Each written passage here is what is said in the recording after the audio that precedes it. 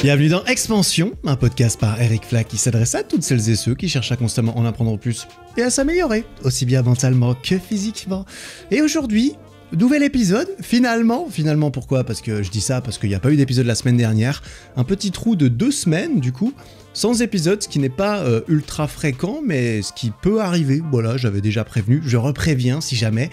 Parfois, il n'y aura pas d'épisode, pas souvent j'espère, je fais au mieux, mais c'est vrai que le podcast, ça reste un luxe, entre guillemets un hobby, et malheureusement pour lui, de temps en temps, il n'a pas la priorité sur mon temps, et ça devient compliqué. C'était le cas la semaine dernière où j'étais un petit peu surchargé. Il n'empêche, je suis de retour pour jouer un mauvais tour. Si tu as la référence, bien joué. Miaou oui, un tour. Je sais plus comment ça fait exactement. Si tu as la ref, voilà. Merci pour les retours sur mon dernier épisode qui date de 2 semaines du coup, dans lequel je livrais mes incompréhensions face à la nature humaine un petit peu. Il y a eu pas mal de réactions, beaucoup de réactions par rapport à d'habitude, notamment sous la vidéo YouTube, parce que tous mes épisodes sont sur YouTube et c'est vrai que c'est le meilleur endroit pour donner du feedback, c'est un commentaire sous les vidéos. Là, tu sais que je vais le voir. Je vais pas nécessairement y répondre suivant quoi, mais ce qui est sûr, c'est que je vais le voir et ça me fait plaisir qu'on puisse échanger. Et ce qui est bien, c'est qu'il n'y a pas que moi qui peux le voir en fait. Ce qui est cool, c'est que tout le monde peut voir les réponses des autres et notamment pour cet épisode, je trouvais ça juste intéressant que chacun puisse poser un petit peu sa vision au même endroit, voilà, si jamais il ou elle avait envie. Donc merci pour ça, merci pour les reviews sur iTunes et les petites 5 étoiles sur Spotify qui font plaisir. Je vois le compteur qui monte et ça me fait plaisir et ça me donne envie de privilégier autant que j'essaye de le faire, ce podcast et le fait d'être présent toutes les semaines. Et aujourd'hui, un petit épisode pour lequel je n'ai pas pu me préparer pendant méga longtemps non plus parce que c'est toujours la même chose, là jusqu'à la semaine prochaine aussi, ça va être compliqué, il y a beaucoup de choses à empiler avant que je parte un petit peu en fait, pour tout dire. Donc je me suis dit, tiens, on va aller regarder ce que ces chers auditeurs et auditrices m'ont envoyé comme messages vocaux, parce que tu peux m'envoyer des questions notamment, ou des réflexions, ou quoi que ce soit que tu veux, par message vocal sur mon site ericflack.com/podcast. Tu peux t'enregistrer un petit message. J'ai rattrapé mon retard en fait sur les derniers messages parce que je les écoute pas toutes les semaines. C'est de temps en temps j'y vais, je les écoute tous, je les enregistre tous, je les répertorie tous par écrit, histoire que je puisse ensuite facilement avoir une vue d'ensemble sur quelles sont les questions qui m'ont été posées et je peux être inspiré par cela pour faire des épisodes et ça a été le cas cette semaine. Donc j'ai sélectionné quelques questions. Après, je ne sais pas si je vais répondre à toutes les questions dans cet épisode. Pourquoi ? Parce que la première question est une question dont la réponse risque d'être assez longue et je risque de m'arrêter après cela. Mais on verra en fonction de si j'estime avoir rempli mon rôle pour cet épisode aujourd'hui ou pas. Après cela, on va parler de musculation, on va parler de salle, on va parler de sport un petit peu aussi en général. On va parler de commencer un petit peu, des conseils généraux importants, j'ai envie de dire l'essentiel. Mettons l'essentiel que moi j'aurais eu envie de savoir, de connaître et de croire quand j'ai commencé à faire de la musculation en salle, typiquement, avec des objectifs de résultats, notamment esthétiques, mais j'ai dû le comprendre par la suite, c'est pas que les résultats esthétiques. Pour avoir les résultats esthétiques, mettons, il faut passer par d'autres types d'objectifs et de résultats, de façon à s'assurer que ça suive. Et si j'avais entendu ça et que je l'avais cru et que je l'avais appliqué dans les grandes lignes, on dira, parce que je ne vais pas être ultra spécifique, c'est pas très propre au format du podcast, je trouve, d'être très spécifique avec des choses que il faudrait que tu aies sur le papier écrit pour que ça soit très applicable. Si j'avais eu tout cela, j'aurais pas perdu autant de temps. Après, est-ce que je regrette ? Pas nécessairement, j'ai fait mes expériences, mais ça m'a pris des années, qu'on se le dise. J'en ai déjà parlé dans d'autres épisodes, donc je ne vais pas revenir beaucoup sur mon parcours personnel vis-à-vis de cela.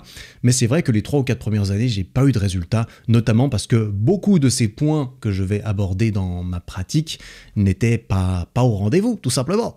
Donc voilà, juste avant de passer à la première question, si toi tu en as une et que tu as envie de me poser, que tu as envie même d'avoir une réponse une fois dans un épisode de podcast, eh bien n'hésite pas. Je précise une petite chose, c'est que il ne faut pas que ça soit quelque chose de trop urgent.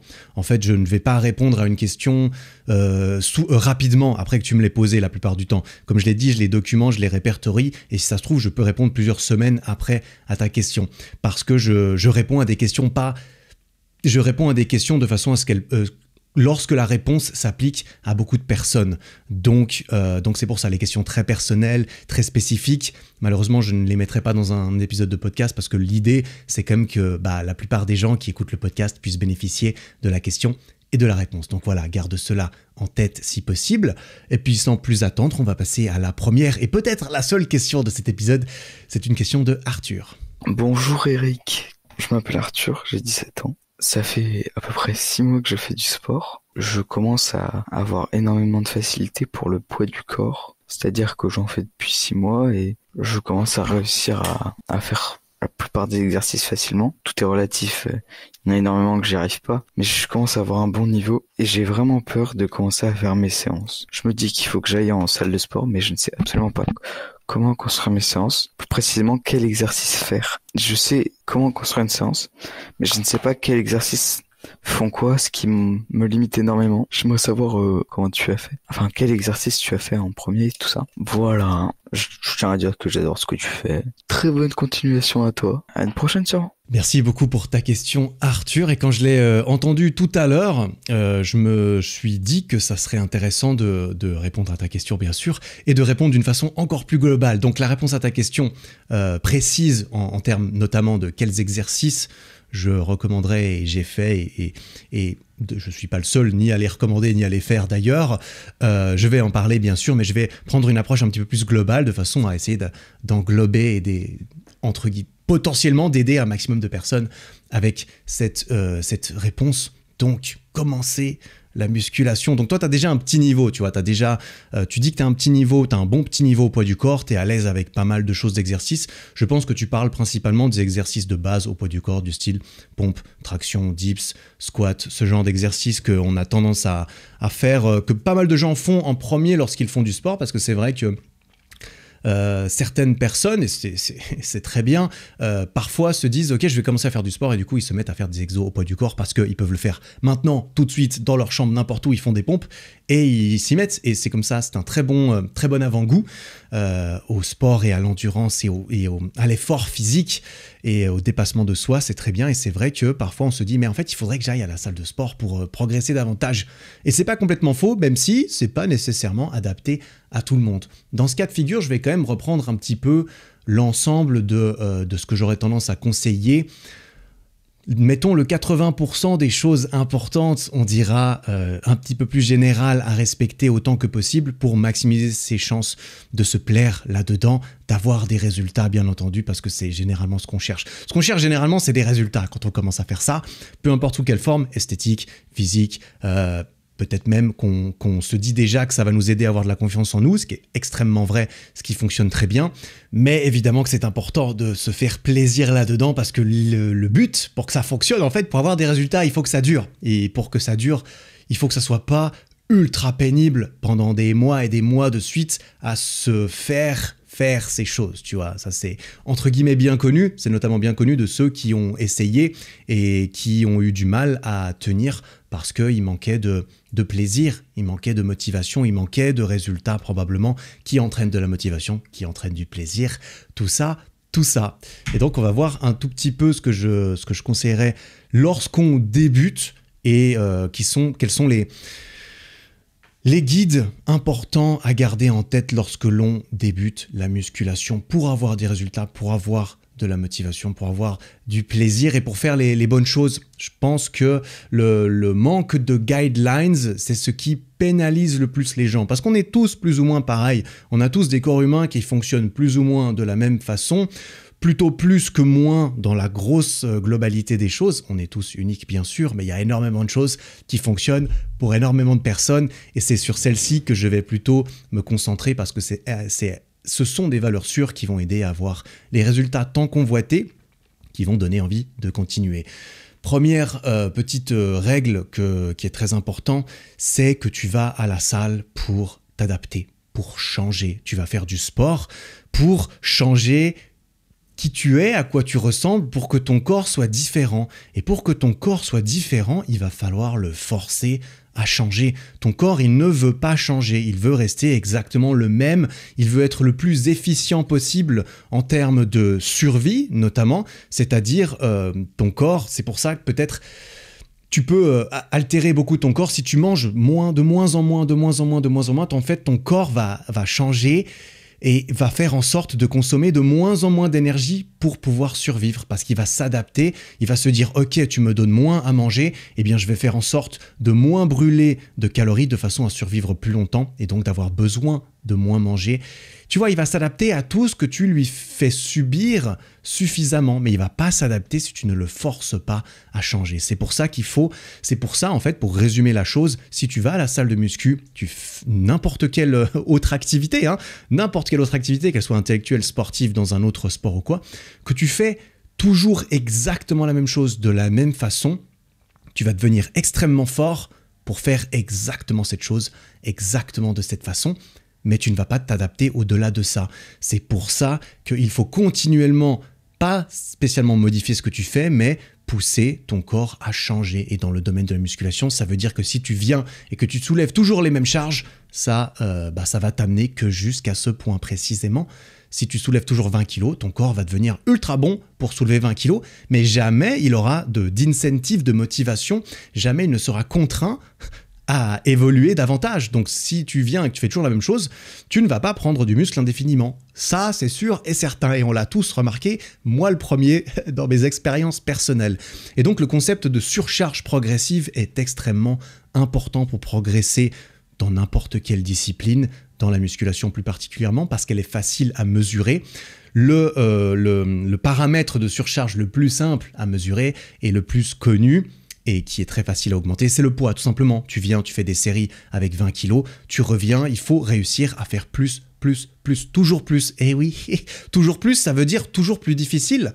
La difficulté, c'est complètement subjectif. Ce qui est difficile pour moi ne sera peut-être pas difficile pour toi, et vice-versa. C'est propre à chacun, et c'est pour ça qu'en fait, tout le temps, toute ta vie, c'est con à dire, hein, mais toute ta vie, quand tu vas à la muscu, si tu veux progresser, tu vas devoir repousser un petit peu tes limites, et repousser tes limites, à la fois, c'est un petit peu inconfortable et désagréable et difficile et pénible. D'un autre côté, on y prend goût, tu vois, et il faut réussir à se laisser suffisamment de temps dans le système, donc qu'il soit suffisamment agréable et donc avoir des résultats pour arriver à ce stade où cette espèce de douleur, cette espèce d'inconfort devient un petit peu addictif. Ça arrive chez beaucoup de personnes dont ça a été le cas pour moi, et c'est très agréable et ce n'est pas du tout malsain tant qu'on garde un équilibre un petit peu dans sa vie, on dira. Et donc voilà, je vais pas non plus trop m'attarder sur chacune de ces choses, mais j'ai envie qu'elles soient là et qu'elles soient quand même posées une bonne fois, que je puisse renvoyer éventuellement un débutant plus ou moins complet vers cet épisode de podcast pour essayer de lui donner tout ce qui me semble important dans un format relativement condensé et au même endroit pour l'accompagner un petit peu, notamment lorsqu'il débute, qu'il est entièrement seul, et c'est comme ça généralement qu'on débute. On est entièrement seul, ou alors on est accompagné par d'autres personnes, mais voilà, ces autres personnes, ça peut être Eric Flagg et son podcast sur comment c'est la musculation, donc je vais faire de mon mieux, évidemment. Donc, toute chose égale par ailleurs, en dehors des exercices que tu choisis, de quoi que ce soit, qui sont aussi importants bien sûr, augmenter la surcharge, augmenter soit le poids, augmenter le nombre de répétitions, le nombre de séries, diminuer les temps de repos, tu vois, il faut altérer des paramètres qui rendent la chose de plus en plus compliquée, qui te demandent d'en faire toujours un petit peu plus, et ça va forcer ton corps à s'adapter un petit peu plus, il va falloir qu'il soit un petit peu plus musclé, un petit peu plus fort, un petit peu plus endurant pour pouvoir soutenir le rythme de plus en plus élevé que tu vas lui imposer. On va enchaîner sur le prochain point qui est important, c'est la nature des exercices qu'on va choisir à la salle de musculation. Lorsqu'on est débutant, les gros exercices avec des poids libres à contrôler dans l'espace qui sont pas facilités dans leur trajectoire par une machine, typiquement, ils sont effrayants. Ces gros exercices, ils font peur. Tu vois les gros bonhommes, les gros bonshommes dans un coin de la pièce qui soulèvent des grosses charges, qui font des gros gémissements et grognements à chaque répétition. Tu te dis, ça me fait peur, c'est pas pour moi, je vais pas savoir comment faire. Je vais plutôt faire autre chose, quelque chose de plus facile. Et c'est vrai qu'on a tendance à se diriger plus naturellement vers des exercices qui sont rassurants, réconfortants, plus faciles, trop faciles et pas assez complets, pas assez challenging et qui ne se prêtent pas au résultat en fait qu'on recherche, pour dire les choses comme elles sont. Je vais simplement décomposer ça de façon assez... Je suis pas un expert absolu non plus, tu vois. Je te donne tout ce que moi j'ai appris, ce que moi j'ai fait, ce que moi j'ai compris, c'est mon expérience. Et puis j'ai pas préparé cet épisode, donc c'est ce qui me sort un petit peu de la tête, vois-tu. Mais je vais essayer de rester dans l'essentiel sans aller chercher non seulement la petite bête ou, enfin, je vais peut-être me tromper, entre guillemets, dans certains termes ou quelque chose, on dira, parce que j'y vais là comme ça. Mais voilà, tu comprendras l'idée. Il y a différents types d'exercices qui sont plus complets que d'autres. Ce que moi j'entends par complet, c'est qu'ils recrutent plus de groupes musculaires, qui recrutent plus de parties de ton corps en même temps, qui vont devoir coordonner un effort tout ensemble pour pousser, soulever une charge. Et plus tu recrutes de ton corps à chaque répétition que tu fais, plus tu vas travailler, plus tu vas non seulement demander et contraindre ces parties de ton corps de se renforcer, de prendre du volume, et en plus il va tout un tas de choses intéressantes vont se passer. Typiquement, un exercice qui recrute beaucoup de muscles, beaucoup de parties de ton corps, va relâcher plus d'hormones qui sont intéressantes et qui vont t'aider, typiquement de la testostérone, ce genre de choses, de l'hormone de croissance naturelle. Ce genre de choses sont très utiles. C'est ces exercices qui sont le plus efficaces, le plus utiles et sur lesquels il faut se concentrer dans la majorité pour avoir des résultats. Et je dis pas en étant débutant, etc. Pour avoir des résultats, et là je me parle limite à moi-même, Eric, 18 ans et demi, qui fait de la muscu depuis 1 an et qui n'arrive à rien. Mon petit Eric, il va falloir commencer à faire les exercices qui font peur, parce que sinon tu n'auras pas d'assez bons résultats. Si tu fais que du curl à la poulie toute ta vie, eh ben, tu vas peut-être prendre minusculement des bras, mais même, il y a certains bodybuilders qui disent que le meilleur moyen d'augmenter ton tour de bras, c'est d'augmenter ton tour de cuisse et d'améliorer ton squat. C'est dire, hein, c'est pas très instinctif de se dire « Ok, je vais faire des squats pour prendre des bras », mais en fait, ça va être difficile d'avoir des énormes bras et d'avoir 0 pec, d'avoir 0 dos, d'avoir 0 jambes, parce qu'il y a cet effet de synergie, en fait, d'entraîner tout ton corps. Ça va relâcher des choses aussi dans ton corps qui vont t'aider à prendre de partout. De même, il y a certains exercices, par exemple des tractions. Tu fais des tractions, ça va entraîner ton dos, bien sûr, mais ça va aussi entraîner tes bras. Moi, par exemple, ça fait des années maintenant que je ne fais plus du tout d'exercice pour les bras et j'ai quand même pas des tout petits bras parce que je fais des pompes sur les mains, je fais des pompes tout court, je fais des tractions. Tout ça, c'est des choses qui tapent dans différents groupes musculaires, dont les bras, et je n'isole plus mes bras depuis longtemps. Ça ne veut pas dire que tu ne devrais pas le faire. Ça ne veut pas dire que tu ne devrais pas faire d'exercices d'isolation. En fait, des exercices d'isolation, c'est généralement quand il y a une seule articulation qui va bouger quand tu fais l'exercice. Typiquement, il n'y a que l'articulation du coude qui bouge quand tu fais du curl.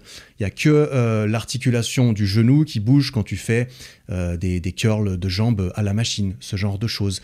Alors que lorsque tu fais des pompes, par exemple, ou quand tu fais du développé couché à la barre, il va y avoir l'articulation du coude qui va bouger, il va y avoir l'articulation de l'épaule qui va bouger. Quand tu fais du squat, ça va se passer au niveau des genoux, ça va se passer au niveau des hanches, et tu vois, polyarticulaire, un exercice qui va recruter différentes articulations, c'est ceux-ci qui vont être le plus intéressants. C'est pour ça que j'aurais tendance à recommander de concentrer, si possible, 80% des exercices qu'on fait dans notre programme d'entraînement, notamment quand on est débutant ou quand on n'est pas encore à un niveau élite, parce que là, je m'adresse pas du tout à ce que je ne connais pas. Je n'ai pas un niveau bodybuilder d'élite ou même d'athlète d'élite. Donc ça, c'est autre chose et je m'y connais pas. Je ne coacherai jamais d'athlète d'élite, n'ayant pas cette expertise moi-même. C'est intéressant lorsque tu as encore beaucoup de progrès à faire, parce que tu vois, les progrès, c'est toujours dégressif. Tu vas en faire de moins en moins au fur et à mesure que tu as de l'expérience dans n'importe quel domaine. Sinon, on pourrait juste prendre de la masse à l'infini, prendre de la force à l'infini, soulever 2000 kilos. On peut pas parce qu'il y a quand même une limite naturelle, vois-tu, et même une limite non naturelle d'ailleurs. Et donc je ne peux que recommander de se diriger vers ces exercices-là. Arthur, c'est ce genre d'exercice que je te recommanderais de faire. Tu vois, toi tu as l'habitude, en plus tu fais du poids du corps. Au poids du corps, c'est quand même relativement difficile d'isoler quelque chose. Tu vois, c'est quand même quelque chose qui a été créé par la musculation, pour le bodybuilding. Ce qui est très intéressant. Isoler tes biceps, c'est très intéressant si tu es un bodybuilder et que tu veux un petit peu plus de biceps, etc., etc.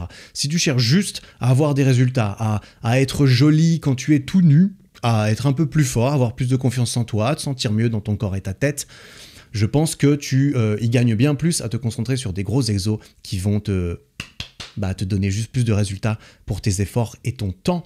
Et donc, concentrer la majeure partie de tes séances et de tes exercices sur ces gros exercices, c'est la meilleure chose à faire. Alors, que sont-ils ? Ce que je trouve intéressant dans un programme qui est relativement complet, c'est de travailler, de pousser, de tirer dans différents plans. Tu vois, tu peux pousser ou tirer de façon horizontale, de façon verticale et alterner un petit peu et varier un petit peu dans tout cela, c'est intéressant. Par exemple, les exercices de type pousser, généralement quand tu pousses, tu vas recruter la plupart du temps tes pectoraux, tes épaules, tes triceps. Tu vas aussi nécessairement, suivant l'exercice, avoir besoin d'un petit peu de gainage, tu vois. Donc la ceinture abdominale, quand tu fais des pompes, tu veux être gainé normalement. Donc tu vas travailler tout ça. Tu vas aussi même, pour faire des pompes, les meilleures pompes possibles, j'ai envie de dire, il faudrait aussi bien gainer ses jambes, ses fesses. Bref, tu peux gainer tout ton corps quand tu fais des pompes, quand tu fais des tractions. Quand tu fais du développé couché, c'est pas exactement la même chose parce que tu vas avoir les pieds au sol, etc. C'est une autre technique. Mais il y a tout un type de groupes musculaires qui vont être sollicités. Mais quand tu fais du poussé, c'est plutôt ceci. Le poussé horizontal est symbolisé plus facilement par le développé couché, très bon exercice. Les pompes, très bon exercice, mais malheureusement, les pompes sont beaucoup plus difficiles à surcharger progressivement. Tu te souviens, c'est ce qu'on a dit juste avant. En fait, au développé couché, c'est facile de rajouter des poids à la barre et de ne jamais être limité par cette contrainte de poids. Alors que les pompes lestées, c'est un exercice merveilleux, mais c'est super compliqué à faire. J'en ai fait l'autre jour, j'en fais de temps en temps en ce moment parce que je trouve ça très stylé, mais tu dois demander à des potes de te mettre des disques de poids sur le dos et de les tenir un petit peu pour rester équilibré. C'est une façon de faire. Ce que tu peux faire, c'est aussi sur des barres parallèles de street workout, par exemple, avec une ceinture de lest, avec des poids qui pendent en dessous de toi. Tu peux faire des pompes lestées. Ça demande du matériel, un setup, c'est pas ultra pratique. Le développé couché est plus intéressant, plus facile en fait sur lequel progresser. Ce qui est poussé verticalement, eh bien, ce serait la presse militaire. C'est tu prends des haltères, tu les presses vers le haut, tu prends une barre, tu les presses vers le haut. Pour le poids du corps, ce serait plutôt tout ce qui est pompe en pike, éventuellement pompe à l'envers sur les mains contre un mur ou sans le mur. Ça, c'est le mouvement de pousser vers le haut qui est intéressant. Le mouvement de pousser vers le bas, on va plutôt privilégier ce qui est des dips. C'est un peu le seul exercice de pousser vers le bas que je trouve, il est juste génial cet exercice. Enfin, moi j'adore, c'est mon exercice préféré, les dips. Peut-être suis-je un petit peu biaisé, mais les dips, c'est extrêmement intéressant et c'est aussi un exercice au poids du corps qu'il est tout à fait possible et encouragé de surcharger progressivement en rajoutant du poids à son propre corps une fois que ça devient trop facile. Eh bien, on peut se mettre une ceinture, par exemple, avec des disques de poids et rajouter du poids de plus en plus. Donc, dips, développé couché, presse militaire, ça c'est le genre d'exercice que je recommanderais à la salle de musculation en ce qui concerne le pousser. En ce qui concerne le tirer, plutôt tout ce qui est tirage vertical, le roi, l'exercice roi de cela, c'est les tractions. Les tractions, c'est comme les dips, moi aussi je trouve ça génial, j'adore. C'est un extraordinaire exercice avec les dips pour le haut du corps, pour vraiment gagner en force et en masse musculaire, à compter du moment où on ne fait pas juste de plus en plus de répétitions à la suite. Parce qu'on va le voir juste après, mais ce n'est pas le nombre de répétitions que tu fais ne donne pas toujours le même résultat sur ton corps et tout cela. On va y arriver juste après, mais les tractions, c'est excellent. Il y a tout plein de choses, hein. Tu vois, les tractions, à nouveau, tu peux commencer Première progression, c'est d'enlever du poids, par exemple, quand tu n'arrives pas encore à faire de traction, eh bien tu peux t'assister, par exemple, avec une bande élastique que tu vas attacher à ta barre, tu la mets sous tes pieds, les tractions vont être plus faciles de cette façon parce que la bande élastique va t'aider. Tu peux demander à quelqu'un de te tenir les pieds, de t'aider à monter, même si c'est un petit peu moins mesurable parce que tu sais pas à quel point la personne elle t'aide. Mais voilà, tu as toute cette série de progression, de surcharge progressive en partant de je n'arrive pas à faire une traction et en allant jusqu'à je fais des tractions en attachant du poids encore à moi-même pour que ça soit de plus en plus dur. Et c'est un petit peu le principe qu'il faut appliquer dans ton entraînement sur tous tes exercices pour continuer de progresser et d'avoir des résultats. Donc ça, c'est ce qui concerne le tirage vertical. Le tirage horizontal, ça, c'est très connu en musculation également. Tu peux le faire au poids du corps, mais c'est beaucoup moins pratique. Au poids du corps, c'est un petit peu plus tout ce qui serait traction australienne. C'est des tractions que tu vas faire sur une barre qui est pas très haute et pour lesquelles tes pieds vont rester au sol généralement. Et tu vas plutôt tirer la barre vers tes pecs ou vers ton nombril éventuellement, de façon à travailler ton dos différemment. Une règle générale qui est assez, qui est bonne, on dira, c'est que quand tu fais du tirage vertical, tu vas plus travailler la largeur de ton dos, c'est typiquement la partie latérale, les latéraux, les muscles, les latissimus dorsi, je ne sais pas exactement quel est le nom français parfait, tu vois, je ne suis pas un expert non plus en anatomie humaine à ce point-là, on dira, ça va plus travailler le dos en V, on dira, alors que ce qui est tirage horizontal, ça va plus travailler les muscles qui sont entre guillemets à l'intérieur de ton dos, c'est-à-dire au milieu de ton dos derrière, les trapèzes, ces espèces de serpents qui serpentent ton dos quand ils sont bien développés, ça va un petit peu plus travailler l'épaisseur de ton dos. Et c'est pour ça que c'est différent, c'est pour ça que de faire du tirage n'est pas équivalent, parce que suivant le plan dans lequel tu tires, tu ne vas pas recruter les mêmes muscles de la même façon. Donc du tirage horizontal, du rowing, tu peux le faire de différentes façons à la salle de musculation. Tu peux le faire avec une barre où tu te penches en avant et tu tires la barre, c'est du rowing buste penché. Tu peux le faire avec une barre ou avec des haltères. Tu peux aussi le faire à la machine à câble, qui est aussi un bon moyen de faire, hein. Ça reste des poids libres, c'est un petit peu moins libre qu'une machine, c'est un petit peu moins libre que lorsque tu le fais avec des poids et des haltères, mais parfois c'est plus facile, c'est plus pratique, ou tu n'as pas le matériel autre pour faire cela, ou c'est occupé à la salle, parce que des fois les salles, il n'y a pas toujours de quoi faire pour tout le monde en même temps. Ça c'est intéressant. Tout ce qui est vraiment tirage horizontal qui va te permettre de pouvoir progresser davantage en rajoutant du poids, etc., etc. En ce qui concerne le tirage depuis le bas, le tirage vertical depuis le bas, moi, je trouve que le soulevé de terre fait de l'excellent travail à ce niveau-là. Le soulevé de terre, tu vois probablement ce que c'est. Si c'est pas le cas, il faut mieux aller regarder une vidéo. Je vais pas essayer de t'expliquer, c'est un peu compliqué. Le soulevé de terre est un extraordinaire exercice pour notamment toute la chaîne postérieure de ton corps, enfin tout l'arrière de ton corps. Ça va travailler le bas du dos beaucoup, ça va travailler tes ischio-jambiers, ça va travailler énormément de choses, et il va s'agir de tirer et de soulever une charge de plus en plus grosse. Et ça, c'est un excellent exercice qui va travailler aussi une partie du bas de ton corps. Puisqu'on en est le bas du corps, les jambes, un autre exercice qui est très intéressant pour les jambes, qui est très connu, le squat, un exercice bien connu de tous, qui n'est pas hyper évident, qui est un petit peu technique, comme tous ces exercices au poids du corps, ces exercices à charge libre.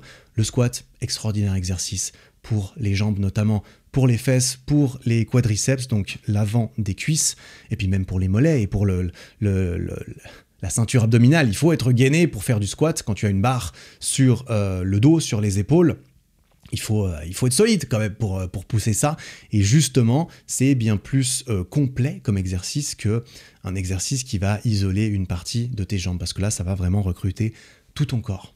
Et là déjà, avec ces quelques exercices, tu as de quoi devenir une énorme machine à tous les points de vue. T'as pas besoin de 14 millions d'autres exercices pour obtenir, en tout cas, les 80% des résultats, ça c'est sûr, et ils sont déjà bien là. Ce qui peut être intéressant et ce qui est généralement important aux yeux d'un débutant, c'est également de travailler les abdominaux, parce que c'est généralement un des symboles que l'on recherche, en tout cas lorsqu'on est un homme, et c'est le résultat esthétique et visuel qui qui est très valorisé dans cette société, en tout cas, aux yeux de tous. On aime bien généralement ce muscle lorsqu'il est visible, vois-tu.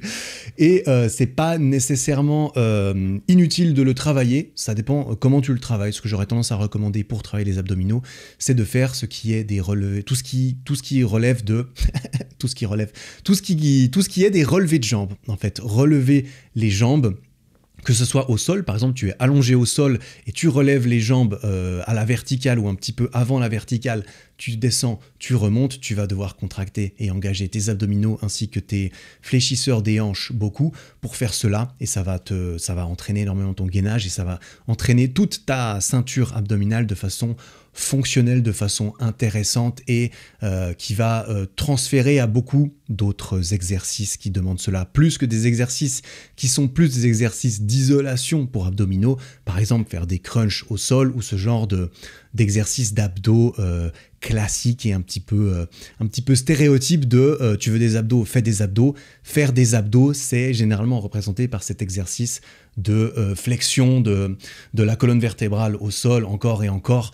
J'en ai jamais fait personnellement. Enfin, j'en ai fait au tout début jusqu'à ce que, en fait, ça ne serve à rien et que je me mette un petit peu plus à faire du poids du corps et ce genre de choses. Et c'est un excellent exercice pour renforcer tes abdominaux. Après, voir tes abdos, ça relève beaucoup de à quel point tu as de la graisse par-dessus. Et ça relève beaucoup de la nutrition. Après, évidemment, ça reste un muscle comme les autres que tu peux faire grossir et que tu peux renforcer, ce qui va t'aider à les rendre plus apparents.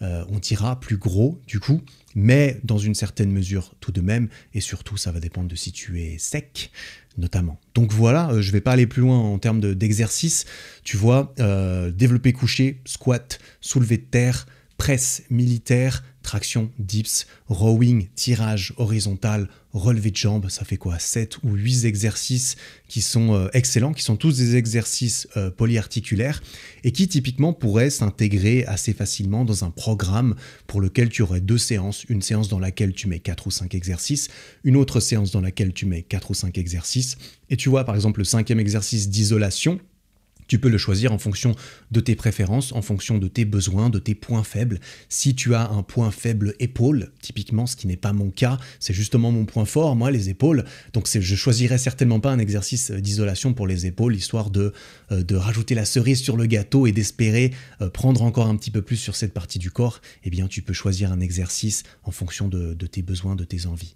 Donc en ce qui concerne programmation, je ne vais pas m'aventurer plus loin que des conseils généraux comme ceci, parce que voilà, c'est un podcast par oral, il y a plein de ressources. Moi-même, j'ai déjà fait beaucoup de ressources sur ma chaîne YouTube où il y a des programmes qui sont donnés, beaucoup de vidéos dans lesquelles il y a des programmes qui sont donnés à la fin, que tu peux simplement reprendre également, ou desquels t'inspirer pour commencer à te faire un programme, mais je ne vais pas m'amuser à essayer de créer un programme comme cela. Donc un programme, c'est pas mal. 5 exercices, entre 4 et 6 exercices par séance, c'est bien. Tu te fais quelques séances, 1 ou 2 séances, tu vois. On va pas entrer dans tout ce qui est split parce que c'est trop compliqué, mais tu vois, split, c'est typiquement, est-ce que tu fais tout le corps à chaque fois que tu t'entraînes, ou est-ce que tu fais que le haut du corps, que le bas du corps, etc.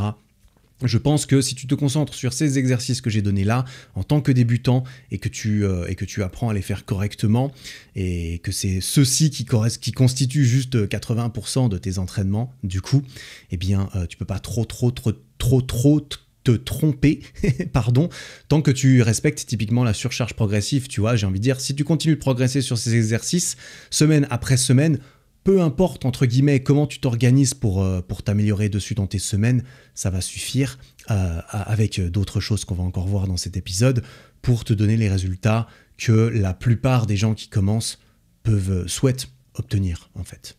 Je m'en vais tout de même m'attarder sur les fourchettes de répétition. C'est quelque chose que j'ai mentionné juste avant, un petit peu avant dans cet épisode, qui ne sont pas anodines. Par exemple, tu vas choisir une charge pour faire tes exercices, et cette charge va déterminer, avec ton niveau actuel, le nombre de répétitions que tu vas pouvoir faire sur cet exercice. Typiquement, si moi je prends une charge si tu prends une charge très légère, tu prends des haltères de 2 kg, tu vas pouvoir faire beaucoup de répétitions de curl ou de développé couché sur le banc avec des haltères de 2 kg. Et là, tu ne vas pas entraîner...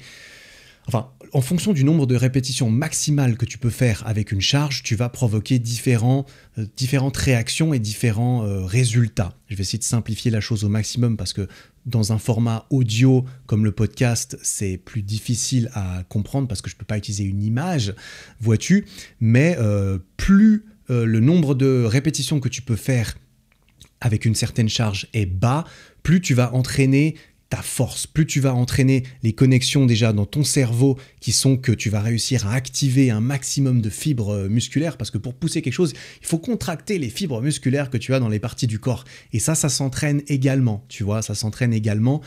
Tout comme apprendre à jouer du piano, il faut que ton cerveau réussisse à contrôler tes doigts et tes mains indépendamment de la bonne façon. Tu dois renforcer ces circuits de façon à ce que tes doigts bougent bien. Et bien la musculation, c'est la même chose. Il faut renforcer le chemin entre ton cerveau et le muscle en question pour que ton muscle se contracte lorsque tu le lui demandes, lorsque tu le veux. Et donc, lorsque tu veux pousser quelque chose, tu as envie que ça se contracte le plus possible. Et ça, c'est faire des répétitions. Je me suis perdu un tout petit peu, mais faire peu de répétitions à chaque série parce que c'est très lourd pour toi, hein, pas parce que tu pourrais en faire plus, mais que tu t'arrêtes à 2.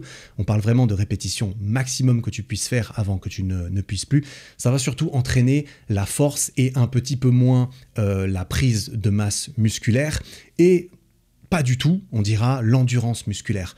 À l'autre opposé du spectre, si tu choisis une charge pour laquelle tu peux faire 25 répétitions de suite, eh bien, tu vas te rapprocher de plus en plus d'un travail d'endurance musculaire. Tu vas devenir de plus en plus doué à faire un effort prolongé, limite cardiovasculaire, tu vois, parce que courir longtemps, c'est la même chose lorsque tu t'entraînes pour le sprint ou pour le marathon, c'est pas du tout la même chose. Et tu regardes le physique des sprinteurs et le physique des marathoniens, tu te rends compte que c'est pas du tout ça donne pas du tout les mêmes résultats. Vois-tu, c'est exactement la même chose pour la musculation.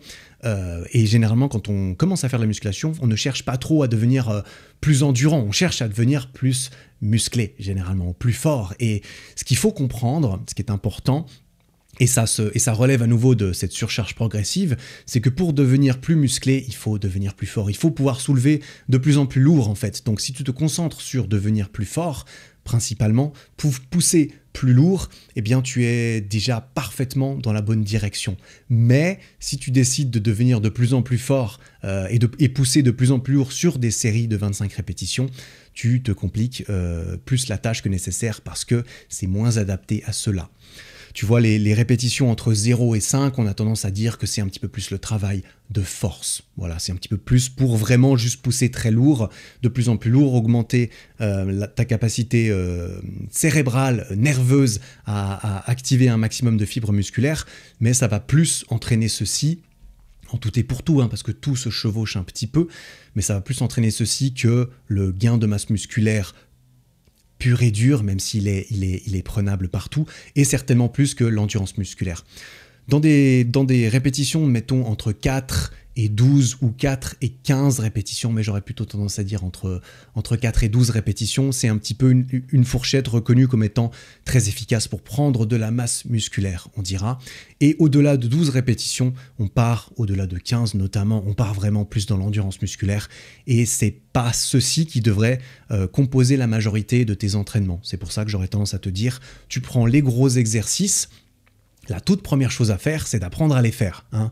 On revient là-dessus. Parce que là, tu vas te dire, et moi, ce que j'aurais tendance à te conseiller, c'est à terme, lorsque tu n'es plus complètement débutant, c'est de travailler dans une fourchette de répétition pour la plupart de tes exercices. Entre 5 et 10 répétitions, c'est pas mal du tout, je pense, tu vois. Et l'idée, généralement, qu'on va faire, c'est qu'on va choisir un exercice, on va choisir une petite fourchette de répétition, par exemple 6 à 8 répétitions. Et avec le même poids, on va pousser, on va tirer, on va faire l'exercice. Et lorsqu'on atteint le haut de cette fourchette, on augmente le poids. Par exemple, si aujourd'hui j'arrive à faire 6 répétitions à 60 kg au développé couché, eh bien je vais continuer à faire cela dans mes séances en essayant de faire de plus en plus à chaque fois jusqu'à ce que j'arrive à 8 répétitions. Et là, je suis au bout de ma fourchette de 6 à 8. Donc la fois d'après, je vais monter, par exemple à 65 kg. Et là, je risque de retomber à 6 ou à 7 répétitions. et ensuite on remonte, et ainsi de suite, et c'est comme ça que tu veux travailler. Et je conseillerais du coup de rester dans une fourchette de 5 à 10 répétitions en général, mais lorsqu'on est complètement débutant, il faut d'abord apprendre à faire l'exercice, et ça c'est quelque chose sur lequel je vais vite m'attarder, mais qui est très important. Il faut apprendre la technique de l'exercice. Faire du squat, du développé couché, c'est intimidant, aussi parce que c'est technique et que c'est difficile.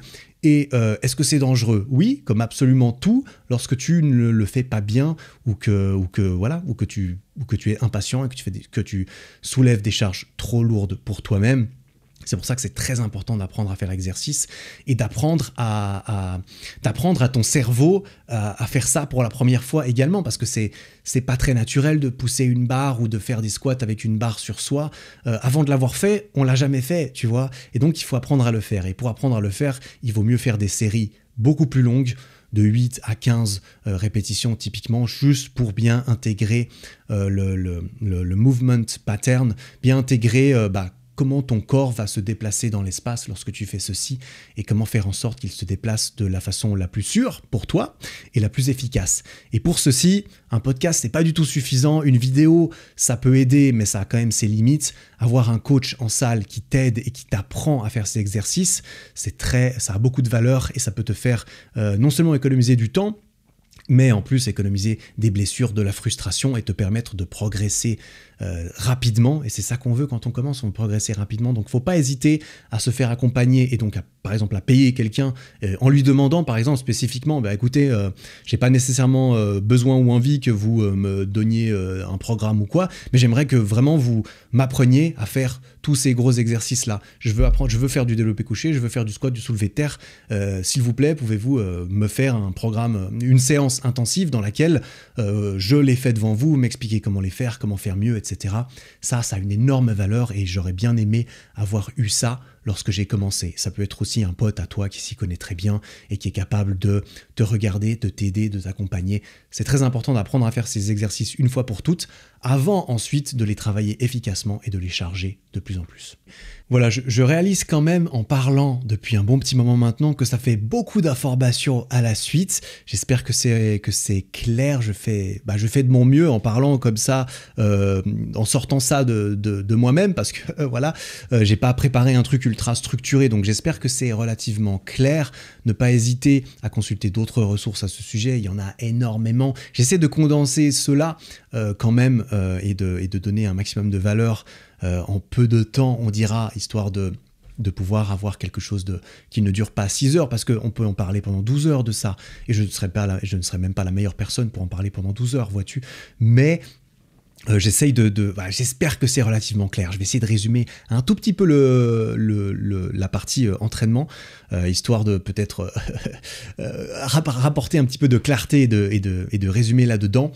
Les répétitions, si tu fais peu de répétitions, ça va entraîner un petit peu plus la force. Si tu fais beaucoup de répétitions pour un même exercice, avant de ne plus arriver à pousser, c'est évidemment de répétitions maximales, eh bien si tu en fais beaucoup, ce sera plus l'endurance musculaire.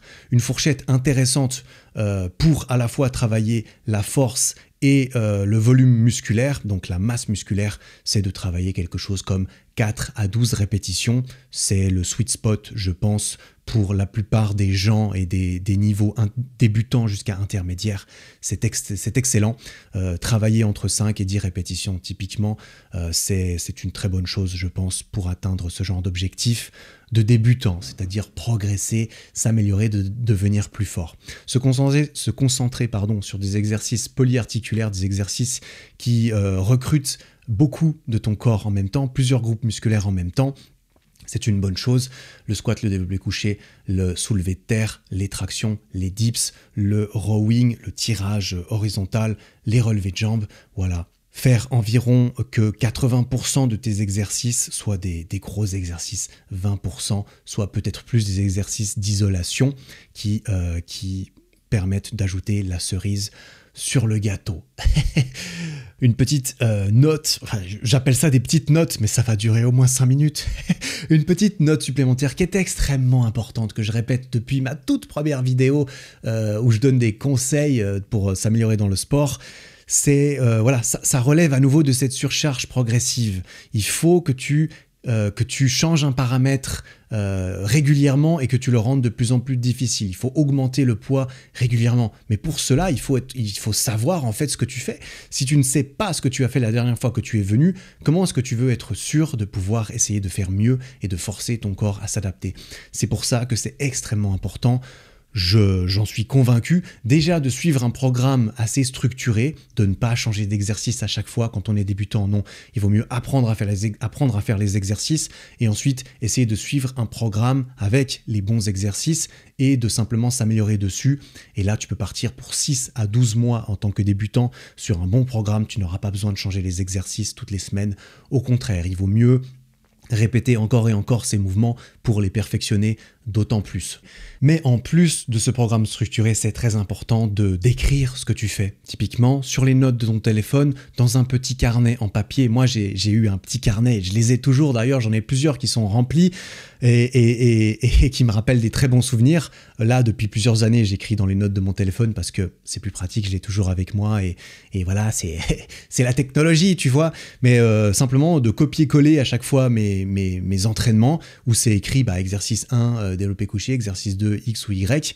Et en fait, ce que je fais, c'est que à chaque fois, j'écris la date du jour, j'écris l'exercice et j'écris ce que j'ai fait ce jour-là. À chaque fois que j'ai terminé un exercice, eh bien, pendant que je me repose, et là, à nouveau, le temps de repos, j'y passe maintenant 10 secondes, mais c'est important de se reposer entre chaque exercice et de maintenir ce temps de repos plus ou moins équitable entre chaque séance, parce que plus tu te reposes, plus c'est facile d'être fort. Mais te reposer quelques minutes, entre 1 et 3 minutes en général, c'est suffisant. Et bien pendant ces temps de repos, je sors mon téléphone et puis j'écris ce que je viens de faire. Si j'ai fait 6 fois 80 kg, eh bien j'écris 6 fois 80 kg. Et généralement, avant même de commencer, eh bien je copie-colle la séance d'avant. Je la recopie-colle, je change la date et là j'ai à nouveau tout ce que j'ai fait la fois d'avant. Donc quand j'arrive sur le premier exercice développé couché, je vois, ah tiens, la semaine dernière j'ai fait 10 fois 100 kg. Et bien là je sais que je peux effacer le 10 fois 100 kg parce que je vais devoir réécrire ce que j'ai fait aujourd'hui, mais je sais que la dernière fois j'ai fait 10 fois 100. Donc ce coup-ci mon but c'est d'essayer de faire plus. C'est soit là je vais monter à 105 et je vais essayer je vais voir où j'en suis, soit je vais essayer de faire 11 répétitions, etc. Mais voilà, juste, je vais m'arrêter là parce que c'est assez compréhensible, j'espère. Il faut savoir, et pour savoir, il faut mesurer. C'est très important de mesurer ce que tu fais de façon à te garantir qu'il y a un résultat, tu vois. De cette façon, tu garantis que tu t'améliores, tu garantis que tu pousses de plus en plus et tu ne peux que avoir des résultats. Et ceci fait que tu vas avoir des résultats et les résultats vont te maintenir motivé, vont se voir dans le miroir, vont se voir comment tu te sens et vont te donner envie de continuer, vont faire que tu vas apprécier d'autant plus cela parce que tu t'améliores, parce que tu as la preuve que tu t'améliores. Ne serait-ce que dans tes petites notes sur ton téléphone, tu as la preuve que tu fais de plus en plus et cette preuve, c'est forcé. Tôt ou tard, tu vas la voir sur ton corps, tu vas la ressentir. Les autres vont la remarquer, ils vont dire « Eh putain, tu remplis encore plus ton t-shirt maintenant !»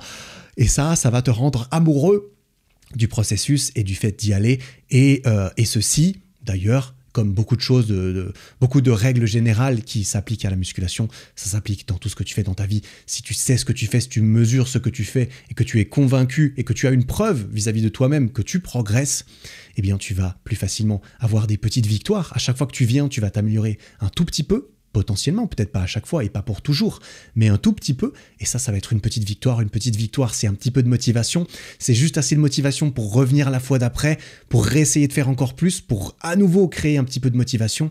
Et la motivation, c'est comme ça que tu la crées. La motivation, c'est un dommage collatéral du progrès que tu fais. Mais pour progresser, il faut que tu sois convaincu toi-même que tu progresses, ne serait-ce que parce que c'est écrit, parce que tu le vois, parce que tu le sens, etc. Mais parfois, c'est un petit peu flou, c'est pas très clair. Et lorsqu'on ne mesure rien, eh bien, on est dans le noir. Et quand on est dans le noir, on ne sait pas dans quelle direction on va. Et c'est difficile de trouver du sens dans ce qu'on fait et de rester motivé. Voilà, ça c'était pour la motivation et la musculation. Et vu que j'en étais sur ces petites victoires et cette motivation et ce plaisir qui est créé au fur et à mesure que tu progresses, c'est important de faire quelque chose qui te plaît. Est-ce que la musculation, tu as essayé ou tu essayes encore une fois ou tu essayes et qu'au bout de quelques mois, malgré tout cela, malgré le fait que tu t'améliores, malgré le fait que tu aies l'impression de trouver du sens dans cela, ça te plaît pas du tout, mais il n'y a aucun mal à ça. Il y a différentes façons déjà de modeler ton apparence physique. Ça peut être en faisant beaucoup d'activités physiques, beaucoup de sport. Tu peux t'entraîner en salle de musculation avec des charges, avec des poids, dans l'atmosphère qu'est l'atmosphère que tu trouves dans une salle de musculation, qui n'est pas la même dans une autre discipline. Typiquement, le poids du corps, le street workout, s'entraîner avec le poids de son corps, faire plutôt des pompes, des tractions, apprendre à faire des figures, tenir sur les mains, ce genre de choses. Ça, tu vas apprendre énormément. Ton corps va être forcé de s'adapter également lorsque tu fais ça. Tu vas pouvoir t'entraîner n'importe où, dans d'autres endroits, avec d'autres personnes qui ont une autre façon de penser peut-être ou de s'entraîner. Voilà, tu n'es pas contraint à faire de la musculation, ni du poids du corps, ni du baseball, tu vois. Fais ce qui te plaît, c'est le plus important, parce qu'il faut que ça soit soutenable sur la durée. Voilà, je ne vais pas m'attarder plus longtemps que ça, mais ça vaut la peine d'être précisé, notamment pour un débutant qui pense qu'il doit absolument faire X ou Y. Ce n'est pas nécessairement le cas, tu ne dois pas, parce que si tu fais ça, c'est pour avoir des résultats. Si tu veux avoir des résultats, il faut que cela dure et que cela te plaise. Encore un petit point qui est assez important ou qui relèverait juste de quelque chose qui est une barrière que je sais qui est présente chez pas mal de personnes lorsqu'elles commencent typiquement à faire de la musculation en salle, c'est la difficulté d'aller dans la salle en étant débutant, en ayant l'impression qu'on ne sait pas ce qu'on fait, que tout le monde nous regarde, que tout le monde nous juge, que tout le monde se dit « Oh, regarde, lui, c'est pas ce qu'il fait. Oh, regarde, lui, il est pas en forme. Oh, regarde, lui, putain, il a raison d'être ici parce qu'il en a bien besoin. » Personne ne pense ça. Ceux qui pensent ça déjà ne valent ni ton temps, ni ton attention, ni ta considération.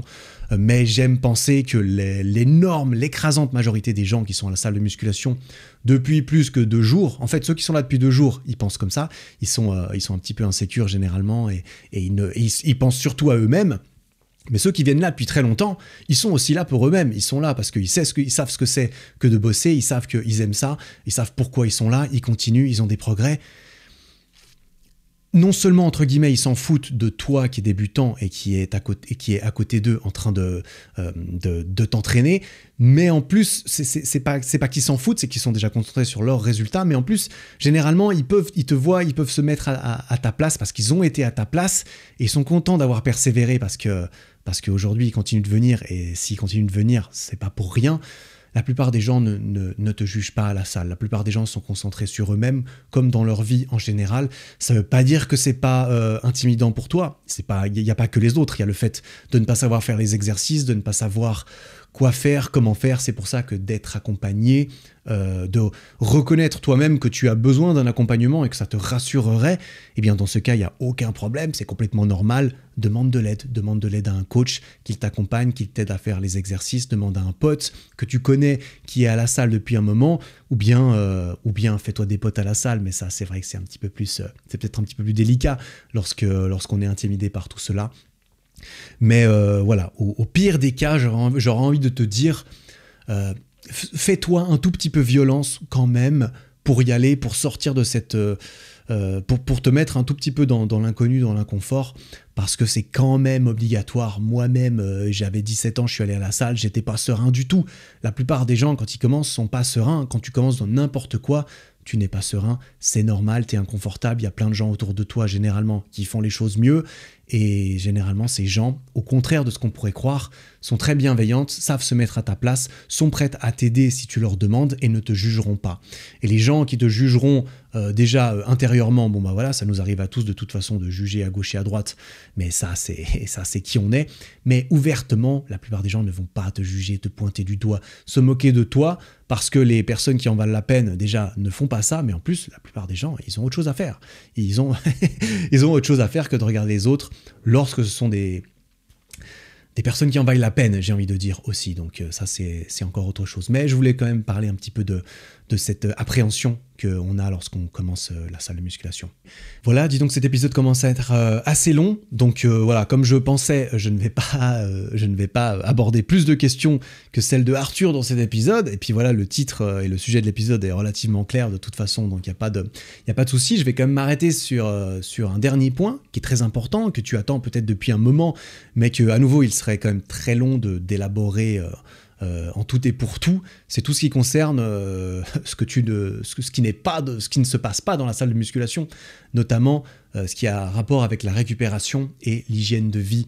notamment ce qui concerne la nutrition. La nutrition, ce que tu manges, ce que tu mets dans ton corps, va être très synergique avec ce que tu fais à la salle de musculation. Il faut donner les ressources à ton corps pour se reconstruire, pour avoir de l'énergie, pour aller jusqu'à la salle et pousser des charges. Et le troisième facteur qui est très important et qui est souvent sous-estimé, qui, à mon avis, n'obtient pas assez d'attention aujourd'hui, c'est ton sommeil. C'est aujourd'hui, par rapport au fait de s'entraîner et de bien manger, hein, j'entends, dormir. Dormir, c'est quand tu dors que tu vas non seulement te reconstruire, mais te reconstruire à tous les niveaux. Il y a un livre, d'ailleurs il est là, tiens c'est marrant, je l'ai amené là, je sais plus pourquoi je l'ai amené là, ah oui parce que je l'ai pris à la plage l'autre jour, un livre qui s'appelle Why We Sleep, pourquoi nous dormons, littéralement c'est un livre extraordinaire sur le sommeil, et quand tu as lu ce livre, que je lis pour la deuxième fois, tu réalises à quel point dormir suffisamment devrait être une priorité extrêmement plus importante dans la vie de tout le monde pour être en bonne santé. Dormir c'est vraiment le truc pour lequel il n'y a que des points positifs. Bref, je ne vais pas m'attarder parce que ça peut vraiment durer 3 heures et je ne sais pas si je pourrais en parler de façon efficace et claire pendant 3 heures, mais bien dormir, bien manger, bien s'entraîner, c'est synergique, c'est les 3 piliers qui vont être très importants, ils ne sont pas exhaustifs, hein, il y a évidemment d'autres choses qui sont importantes, mais c'est 3 choses qui vont être très importantes pour t'aider dans ta progression. Ta gestion du stress aussi, les autres activités physiques que tu fais, est-ce que ton travail il est très physique ?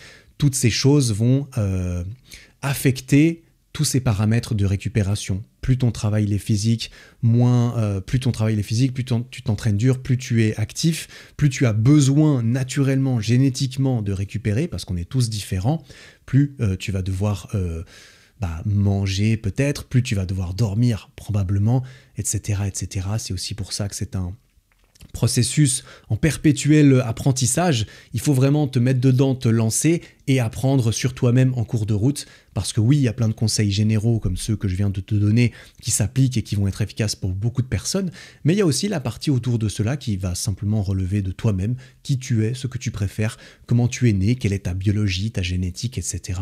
Et ça, c'est à toi notamment beaucoup d'apprendre à te connaître, d'apprendre à ce qui te correspond, ce qui fonctionne pour toi, ce qui ne fonctionnera peut-être pas pour les autres, typiquement. Et ça, la meilleure façon de savoir ça, c'est de se jeter un petit peu dans le processus, j'allais dire dans le vide, mais c'est pas vrai, parce que tu peux très bien être préparé, accompagné et d'avoir une direction claire dans laquelle tu te diriges, mais tu vas quand même en apprendre de toute façon. Peu importe le degré de préparation que tu mets au début, tu vas de toute façon en apprendre en cours de route, et c'est ça la magie de la chose, parce que c'est des choses que tu apprends et qui seront vraies probablement pour toujours, même si elles vont évoluer avec toi, bien évidemment. Donc voilà, je me demande à quel point j'élabore, notamment ce qui concerne la nutrition, mais je pense que je vais m'abstenir parce que cet épisode est déjà relativement long et dense, mais aussi parce que si je voulais être relativement exhaustif d'un point de vue nutrition, ça prendrait pas mal de temps et que j'ai pas envie de bâcler ça, et d'autant plus pourquoi, j'en ai déjà beaucoup parlé. Notamment sur ce podcast, un des 2 des premiers épisodes que j'ai fait relevait de la nutrition et de la prise de muscle. Donc j'ai fait ces 2 épisodes que je vais mettre en description de cette vidéo YouTube ou de ce podcast. Tu peux les retrouver là et c'est des épisodes qui sont intéressants, je pense, qui pourront t'aider. Mais je te renvoie notamment surtout sur ma chaîne YouTube sur laquelle j'ai fait beaucoup de vidéos de nutrition qui t'apprennent à comprendre un petit peu ce que sont les calories, les macronutriments, à quoi ça sert. Où est-ce qu'on les trouve? Comment est-ce qu'on comprend comment ça fonctionne? J'ai des vidéos là-dessus, j'ai des vidéos sur comment faire ses courses, j'ai évidemment des vidéos sur la prise de masse, sur comment gagner du muscle, sur comment faire des exercices, comment progresser au poids du corps. Voilà, tout ceci, je l'ai fait, et généralement, quand je le fais en vidéo sur ma chaîne, je ne vais pas le faire et le refaire. C'est pour ça que je travaille pas mal mes vidéos depuis le début, parce que j'aime bien l'idée d'attaquer un petit peu un sujet et de ne plus trop avoir à y revenir. C'est un petit peu... je coche une case et ensuite, j'ai plus vraiment d'intérêt ou de besoin d'y revenir. Donc je t'invite, si ce n'est pas le cas déjà, à te renseigner sur les vidéos que j'ai faites. Mais il y a plein de gens très très très compétents également, et de ressources très intéressantes qui sont utiles pour toi. Des livres, des vidéos, des articles qui pourront t'aider à aller dans la bonne direction. Mais attention au surplus d'informations quand même, parce que on peut assez facilement, notamment sur Internet, trouver des avis contradictoires, trouver X ou Y, et ne plus savoir quoi faire et ne pas se lancer. Donc attention à l'over-préparation, qui peut être une forme de procrastination ou simplement une forme de peur. On a envie d'être prêt tout simplement parce qu'on n'ose pas, parce qu'on sait que ça va être inconnu, inconfortable, difficile. Ça, malheureusement ou heureusement, c'est toujours le cas. Voilà Arthur, j'espère que j'ai répondu à ta question, mec, un petit peu. J'espère que ça pourra t'aider, que ça pourra aider d'autres personnes, parce que tu vois, Arthur, il a 17 ans, si je me trompe pas. Moi, j'ai commencé la musculation à 17 ans. À 17 ans, je connaissais vraiment rien, en fait, rien du tout. Et c'est vrai que, c'était aussi il y a 14 ans. Donc à 14 ans, il y avait quand même un petit peu moins de ressources facilement accessibles, et qui n'étaient pas toutes qualitatives non plus, certainement pas. Mais voilà, j'espère éventuellement que ce podcast aura pu aider les personnes, peut-être les jeunes ou tout simplement les personnes, peu importe leur âge, qui décident de commencer peut-être une activité physique, du sport, de la musculation, etc. J'espère que ça aura pu donner des pistes intéressantes. Je pense sincèrement que ces pistes sont très intéressantes, que c'est des très bons conseils pour un débutant, des conseils généraux. C'est ceux que moi-même j'ai suivis et j'en suis très reconnaissant d'être tombé dessus finalement un jour et de les avoir appliqués. C'est comme ça que j'ai commencé finalement, après plusieurs années, à réellement avoir des résultats, à réellement aimer le processus et à juste intégrer ça entièrement ensuite à qui je suis, à mon identité, qui est de quelqu'un qui ne peut pas vivre sans s'entraîner régulièrement, parce que ça fait juste partie de moi, ça fait partie de mon bien-être, et c'est vrai que j'aime beaucoup mon corps également. Voilà, c'était le but de base. Je me suis séparé de ce but éventuellement, parce que sinon ça ferait peut-être pas 14 ans que je fais de la muscu. Mais cet objectif a été rempli à mon goût subjectif également. Et j'en suis content. Voilà, si cet épisode t'a plu, t'a servi, si tu penses qu'il peut servir à quelqu'un d'autre que tu connais, eh bien tu peux le lui partager, ça pourra peut-être l'aider, je l'espère. Je répondrai probablement aux autres questions dans d'autres épisodes, c'est pour ça que, comme je l'ai dit, il ne faut pas m'envoyer une question qui est particulièrement urgente. Je la prends de toute façon parce qu'elle pourra peut-être servir à quelqu'un, mais c'est vrai que si tu veux une réponse maintenant, tout de suite pour toi, ce n'est pas le meilleur endroit où poser ta question pour cela, même si tu peux la poser quand même, et je l'écouterai et j'y répondrai peut-être avec grand plaisir. Voilà, merci à tout le monde, à toi qui m'écoute régulièrement sur ce podcast. Merci à toutes celles et ceux qui prennent le temps de laisser une petite note sur iTunes, sur Spotify, ça fait plaisir. J'espère que cet épisode t'aura plu. On se retrouve très certainement la semaine prochaine pour un prochain épisode. Je pense une interview avec un pote / créateur d'un autre genre quand même que les créateurs que j'ai eu l'habitude d'inviter sur mon podcast. Donc ça va être intéressant, je l'espère. Voilà, je te souhaite une bonne fin de journée, de semaine. On se retrouve jeudi prochain pour un prochain épisode si tout va bien. En attendant, travaille bien, prends soin de toi. Ciao.